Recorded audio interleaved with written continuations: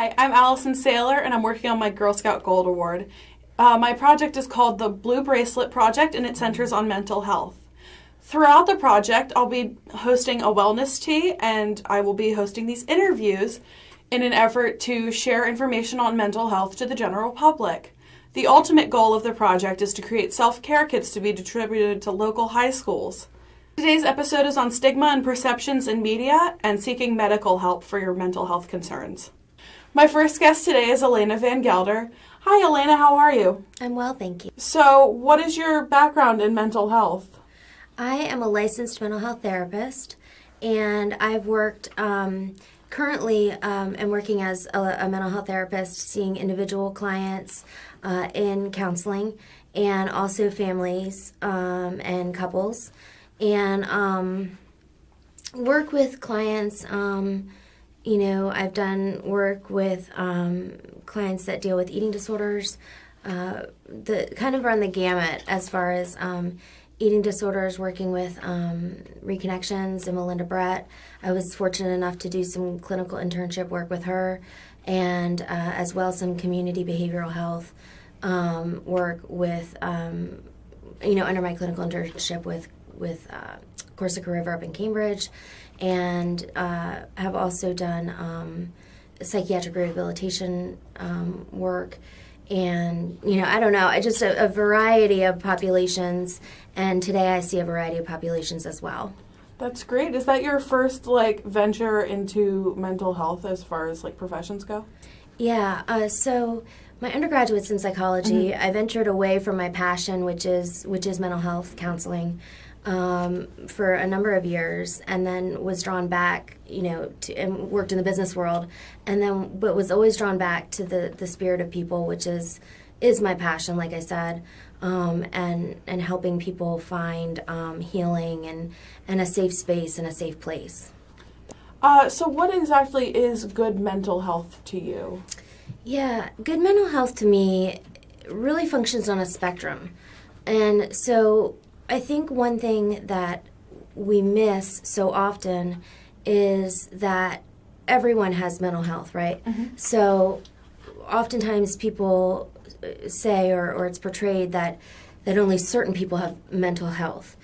And we all have mental health, and we all are affected by mental health because we all have brains, right? And so so it really functions on a spectrum. So good mental health is just like going to your primary care physician, right? We all need to care for that and care for ourselves and our mental health, whether it be on this end of the spectrum or all the way over here on the opposite end of the spectrum. So recently in media, mental health has become more and more of a topic of interest. What have you seen of that as far as television and movies mm-hmm. and social media? Yeah, and that goes back to the spectrum. I mean, so often mental health is portrayed as gosh, that's a loaded question. So often mental health is portrayed as this individual, and we have the mass shootings and we have such violence, and we have it's portrayed as this particular individual is suffering from mental health issues, right? Mm-hmm. And it could be that individual is suffering from X mental health issues, right? But they're falling on the spectrum of mental health issues. Somewhere on the spectrum they land, right? Mm-hmm. But it's not just that individual that's suffering or dealing with mental health issues or problems, and we stigmatize it. Even in today's media, it's still stigmatized, even though we pretend to be caring and we pretend to be so gentle on it. We're not, because we're still categorizing in a negative light, I think. And this is just my opinion, but I think that we're still categorizing certain individuals as having mental health issues, when in fact we are all dealing with mental health somewhere on that spectrum. And I know I keep saying spectrum, but we all need to care for our mental health and wellness, truly, in some capacity. And so it's still stigmatized. Absolutely. In my opinion. What effect do you think that stigma has on people who might need to seek help?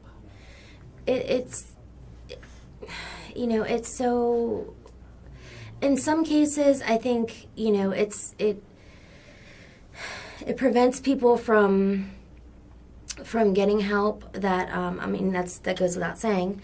It prevents people from getting the help that they so desperately need.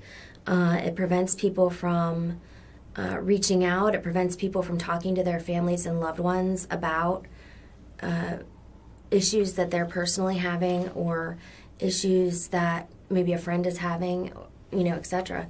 On the other hand, it creates confusion, and it creates this mass hysteria of pointing fingers that everyone, has this negative, mental health is negative, and it's not. Mm-hmm. It's just as if I broke my arm and I need to get it tended to or cared for. And so it's truly needs to be, in my opinion, and this is all my opinion, but it needs to be looked at more of a mental wellness, as a physical wellness. We've got this wellness movement. Let's incorporate mental wellness into it, mental health and wellness. We need to care for our body as a whole. So what can be done to encourage more positive attitudes toward mental health and mental wellness? Yeah. I think what can be done is increasing open dialogue at a younger age, and including in the primary care practices a dialogue about your mental health as well. I'm not saying that primary care physicians should delve into what they're not necessarily trained in, because that goes to a whole other level of area of expertise that maybe they're not trained in, and then it goes to an area of, excluding mental health professionals such as myself, but looping in a holistic approach where primary care physicians are in the same facility as a mental health professional, as a specialist, so that truly referrals are made appropriately early on. So that's one thing. Also, parents and the family and the guardians, grandma, auntie, whoever has custody, foster parents, should definitely include conversations about, bullying and stigmatization around mental health. And it's okay if your head isn't well. Just as it's okay if you break your arm or have a cut or a boo-boo or whatever, and need to tend to that as well. So what would be a healthy way to go about that kind of dialogue if you were talking with a family member or a friend, if you fear, or not fear, but if you think that you may have concerns with your mental health? If for example, if I think a friend has if I were someone that thought a friend or a child had concerns, or sure. Okay, so a healthy way to go about it would be, in the friend situation, if I had a friend, and I'm just thinking that I was concerned about their mental wellness or health, I think being honest and straight up, even if it's a child, or obviously age appropriate is mm-hmm. always a concern. But if it's a friend, if it's a child, if it's a family member, whomever it is, honesty is always best. What's the truth? What's the truth in it? Mm-hmm. Is always the way to approach it. With empathy and compassion, and not sympathy, but empathy. And there is a difference between the two. I wanted to kind of gauge your ideas on some brief 1 minute or under stress relievers if you feel like an impending panic attack, or if you're just starting to feel overwhelmed. Do you have anything that you do personally, or that you would recommend for anybody who might be going through that? Yeah, one thing a lot of clients that I work with love, and again, this is just something that a lot of people use that I know they love, and is engaging the five senses, which is kind of a grounding technique when anxiety kind of is coming on and creeping on, and that's just using kind of like a counting technique along with your five senses. So it's very easy. It's naming or acknowledging five things around you that you can see, and doing it very slowly. And that's hard when your anxiety is racing and you're braced and you're speeding up. Mm-hmm. But to kind of slow your body down, and so naming, whether it be internally or to a friend that's with you or a family member, five things you can see, five things you can touch, and then actually, some people have a tangible, things that they can touch around them, and then touching those things. Mm-hmm. Maybe taking off your shoe and rubbing it on the floor, or what have you. So five things you can see, five things you can touch, and naming them and touching them. Five things you can smell. With the smell, it's always important, and all these things are really important that you don't associate it with a panic attack or an anxiety. Mm-hmm. So just kind of letting it is what it is, letting it be in the moment. Five things you can, where were we? Five things you can see, touch, smell, hear, and then, number 4, and then so forth, with taste and so forth. So, and then just counting down. Well, as you know, my project is the Blue Bracelet project. Mm-hmm. So what we do is, along with these interviews and these tips, we're providing self-care bags for high school students who might need something throughout the day. It'll have like a water bottle just to stay hydrated, a snack, a journal, a pen, and also the Blue Bracelet, because what we do is we write reminders on them so that you can see it throughout the day, and whatever you need to hear, you kind of get that as a constant message. So I wanted to give you a Blue Bracelet. Oh, thank you. So here you go. I love that. That is for you. I love that. And it can mean whatever you want. You don't have to write anything on it if you don't want to. As long as you know and associate it with a positive message. Yes. That's kind of what it's there for. Thank you so much for coming in today. It's been so good talking to you, and well wishes on all of your endeavors in the future. Thank you, Allison. That no one is alone, and everybody goes through similar struggles.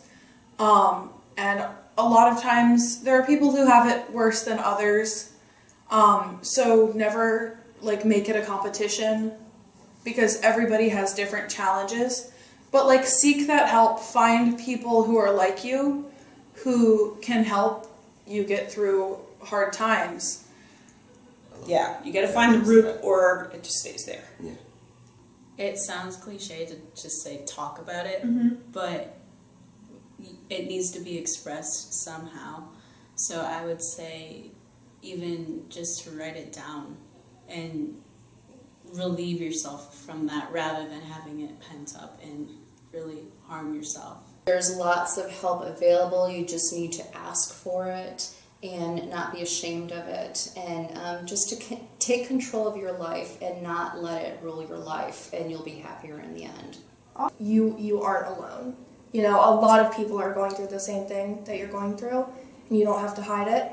You can open up to people and trust them with how you feel. My next guest today is Tara Ford. Tara, hi, how are you? Hi, glad to be here. Doing well, thanks. What's your background in mental health? Well, I have an undergraduate degree in psychology, and then my master's degree is in social work. And my career span started at social services here in Wycomico County. And then I went into school-based mental health at TLC in Somerset County, and now I'm in Wycomico County at Atlantic Psych.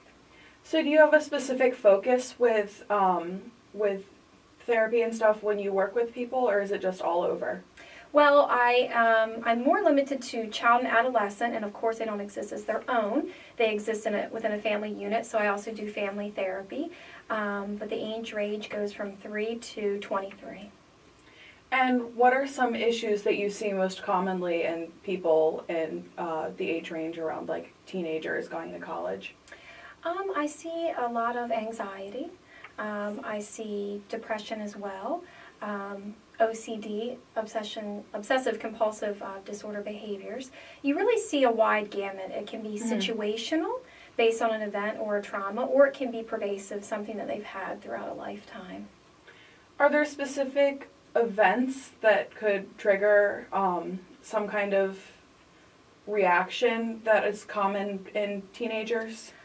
Sure, it could be a multitude of things. It could be a loss. It could be just any type of traumatic event. It could be just a sudden change in what they're used to. Maybe a teenager had, a recent move, a recent breakup, maybe a transition into college, a different location, a different peer group. Really anything situationally can happen that can trigger that anxious or depressive response. So if you are in a new situation that you may not have experienced before and you're starting to feel mental health concerns, what might you recommend? I would recommend, you can always ask for help from a trusted individual or lean on a support, but if you feel like that is not sufficient or enough, then you'll want to seek out a mental health professional like myself, and there's many other agencies too in the region where you would just call, you would state your concern, the symptoms you're having. They will ask a few questions initially, and then they will schedule a mental health intake where you would come and you would answer a lot of questions about yourself to give the therapist a good overview of what's going on, and then more details as to what is precipitating, what's causing the events, and what has shaped you growing up and made you who you are. And then subsequent sessions, we will build rapport, build trust, so that you can feel like you can freely speak and feel comfortable with your therapist and trust your therapist. And then you would receive some education as to your diagnosis, what's going on, understand why what is happening, and then you'll learn a skill set to take with you and to help you manage whatever your symptoms of your diagnosis are. So what kind of holds some people back from seeing therapists and stuff like that when they find mental health concerns in themselves? Well, I think that in 2018 we're getting better, but there's still a stigma attached to seeking mental health assistance that, oh gosh, you must be really sick or something must be wrong with you. You must be crazy to need to go to someone, when in reality, I feel as though everyone would benefit from having someone to just go and speak to that's not a biased family member or a friend, someone that has the education and the training to know specifically how to react to and the skills to give to a certain problem or diagnosis, or just someone to help you through a period of grief or a tough transition. It's just beneficial for anyone, but I do think it's that stigma that holds people back. And where do you think that stigma comes from? I'm guessing that it just stems back from a long time ago, but I believe that society is what continues to keep it going, and that if we just educate everyone, that we've heard this before, it's very similar to any type of physical disease or disorder that's going on with our body. We wouldn't hesitate to tell someone to go immediately to the doctor to get something checked out, when we need to have that same mentality to, well then go see a therapist or a psychologist for that. We need to treat our brain the same way that we treat our physical bodies. Absolutely. And if somebody isn't comfortable on like a one-on-one therapist type thing, are there other like support groups or like group therapy or anywhere else in the community you could find somebody who would help you? Well, technology, of course, is shaping and changing everything, the way we function. There is now text therapy. There is, I believe, online group therapy. So there's different ways, to handle the need to want to see a mental health therapist. Although I do recommend still that face-to-face contact is a good thing. But yes, there are other ways. Sure. What is text therapy? To my knowledge, it would need to be a therapist with a license, and you do have to receive a degree of training. And whatever the app is or the site, the agency that is behind it, I have heard that you do have to go through somewhat of rigorous training, and then you would pay for a package, a certain number of minutes of texting or a certain number of responses. And you would receive those during an allotted time period. That is so 21st century. I love it. What effect do you think labeling something as diagnosing and treating mental illness has on the stigma surrounding it? I understand that, and I see where that could be a double-edged sword. However, what people need to understand is that if you were to go to a doctor for a physical symptom you would want to know what you're dealing with. Of course, we want to jump to WebMD and research it, right? Which isn't always the most helpful. But you want to know, you want the doctor to have knowledge of what you're dealing with and then how to appropriately treat it. We just don't want to, say, oh, well, these are my symptoms and this is what we'll treat. We want to know what's going on. So it's the same with mental health. Even though you have a diagnosis, it doesn't mean that's a label. It doesn't mean you carry that around with you. It doesn't mean that it necessarily impairs you or it's a disability in a sense. No, it's so that the therapist can know what we are dealing with and then how to treat it. There's different treatments for different diagnoses. So I think the more that you can pinpoint what's going on, the better you can treat. The last question I kind of wanted to ask you was if somebody feels like an impending anxiety attack or something like that, do you have any 1 minute or less stress relievers that you could recommend or that you would do yourself?